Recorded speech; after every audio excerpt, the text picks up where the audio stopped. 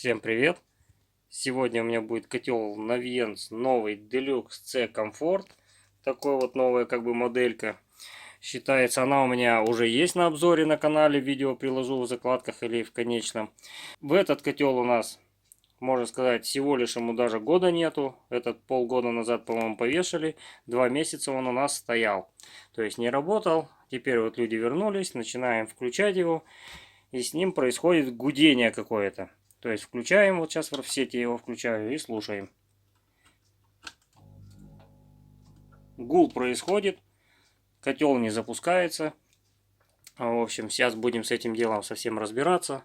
То есть покажу, как вообще я разбираюсь с ним. Будем вместе смотреть. То есть для меня это тоже новшество. Этот котел очень себя зарекомендовал хорошо, эта моделька. То есть вообще проблем особо с ним не было. То есть я где-то их уже 2 года как ставим, то есть вообще никаких проблем с ним не было, ну за исключением там мелочей, там датчик небольшой вот бывает затекало, то есть такое, там датчик протока маленько залипал, то есть это вот я считаю даже не поломки, то есть ну а вот здесь что-то интересное, то есть снимаем крышку, в общем снял крышку, посмотрел и вот дальше продолжаю вам видео показывать, то есть вы вот смотрю, гул у нас создавал вот этот вентилятор. Что с ним случилось и почему вот так вот катушка стала греться, это очень странно. Сейчас мы с вами померим напряжение. То есть я его даже вот включаю. Гула нет.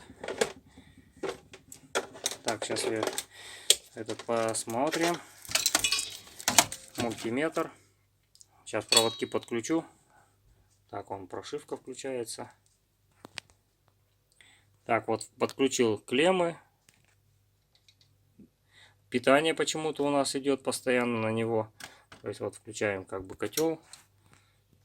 Так, он у нас стоит 210. Отключаем, получается. То есть у нас должно питание пропадать. А оно у нас не пропадает. То есть тут я предполагаю, что вот у меня был наподобие котел Bosch. Тоже видео могу в закладках поставить. У нас там выгорает деталь одна микросхема и тянет за собой, получается, вот эту вот катушку, обмотку. То есть у нас получается на вот этот двигатель идет постоянный ток. А как мы знаем, что нам для работы вот этой катушки нужен переменный. То есть вот даже сейчас мы его выключили. То есть питание у нас все равно не теряется. Попробую от розетки отключить и по новой включить. Изменится у нас нет. Возможно, у нас просто там что-то в плате залипло и идет постоянное питание на вот вентилятор. А у нас должен он кратковременно включиться и выключиться. А сейчас у нас, видите, постоянно идет питание. То есть тут я думаю, что поломка в плате. Надо будет с ней ее разбираться. Катушку я, конечно же, заменю. Здесь катушка у нас как подходит от предыдущей модели вентилятор. То есть они идентичны. Я уже их померил между собой. Единственное только проводки. То есть клеммы придется отрезать. То есть клеммы тут другие. Пока меняю катушки на вентиляторе, будем проверять. Поменял вентилятор. Ой, не вентилятор, эту катушку. Пробуем включать.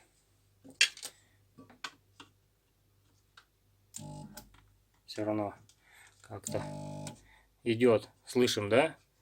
Все равно то же самое. Вентилятор плохо включается. Катушка у нас идет. Значит, скорее всего, не скорее всего, а уже дело точно в плате. То есть у нас наверняка идет постоянка на него. То есть теперь будем разбираться только с платой. Как будет вердикт, так сказать, так продолжим видео. Так как плату я еще никогда не снимал, то есть сейчас будем в процессе вам показывать, как я выковыриваю ее оттуда. Покажу, как выглядит. То есть вот так вот у нас выглядят фишки. Сейчас подключаю все и покажу общую. Такая плата. Сейчас визуально посмотрим. Ну тут думаю, что визуально я тут ничего не разберусь, так как вы знаете, я не электронщик. Поэтому будем опять разбираться с коллегой. который этим занимается.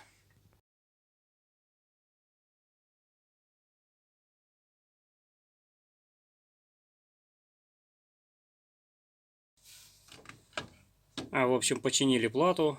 Получилось у нас, вышла из строя вот эта вот микросхемка наша, отвечающая за включение вентилятора. И как бы причина, я так понимаю, здесь не установлен диэлектрическая вставка. То есть на шланге, я так предполагаю, что это был у нас как удар молнии или что, какие-то эти стримеры, или как-то вот где-то я читал об этом, что у нас есть блуждающие токи много. Так что вот это, скорее всего, этот случай и получился. Конечно, были предположения, что сам вентилятор маленько где-то что-то может ерундить, что сама катушка. Но что-то я как-то это ко всему к этому отношусь не... Ну, первый случай такой, что либо вентилятор мог, катушка сама уже сбракованная быть и потянула за собой микросхемку, либо уже микросхема получила какой-то удар или какой-то разряд, выбила ее и потянула за собой катушку. То есть пишите в комментариях, у кого такие были случаи на примере, либо еще какие были поломки с такой моделью котла, так что тоже пишите. То есть кому интересно, что мы как микросхему такую не нашли. То есть мы тут немного поэкспериментировали, но здесь я выкладывать такое не буду, так как у нас это все запрещено изменять конструкции. То есть в любом случае, если кому шибко интересно, пишите мне уже в личку, расскажу, объясню, покажу. Установил плату, запустил, жду сейчас. Вентилятор заработал, слышим.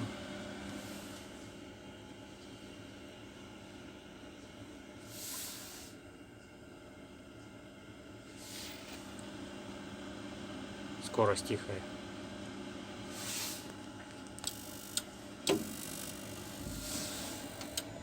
Пошел розжиг.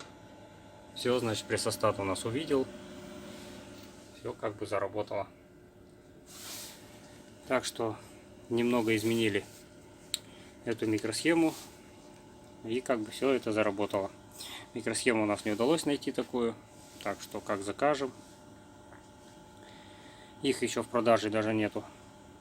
Так что вот такое вот видео получилось. Всем, кому понравилось, ставьте лайк, подписывайтесь на канал, задавайте вопросы в комментариях.